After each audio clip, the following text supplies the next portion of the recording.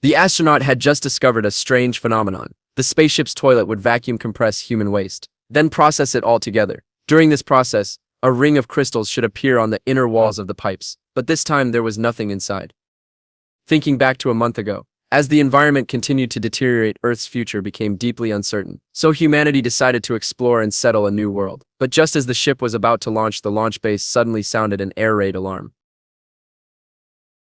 One of the missiles was targeting the very launch site they were on. To protect humanity's most advanced technology, most of the crew decided to launch immediately. They would spend 218 days traveling to Mars, to continue human civilization on Mars. But that day, while repairing the circuitry, a human figure flashed across the screen. It lasted only for an instant, but he saw it clearly. Then the engineer shared his recent discoveries with the rest of the crew. He believed this was a lie from beginning to end. They were actually living inside a 6-day simulation chamber. The so-called nuclear strike, and even the artificial gravity were all fake. Right now, everyone on Earth was watching a reality show starring the 5 of them. The engineer became more and more agitated. But at that moment, the ship suddenly blared a violent alarm. The sun had released an 8.5 class solar flare. It would destroy the ship's entire control system. Seeing this, the captain ordered artificial gravity to be shut down, and adjusted the ship's orientation, turning the heat shield toward the incoming flare. The engineer had already fallen into complete madness. He refused to believe the solar flare was real, so he pulled the lever opening the airlock door. With artificial gravity disabled, the ship's protective systems collapsed.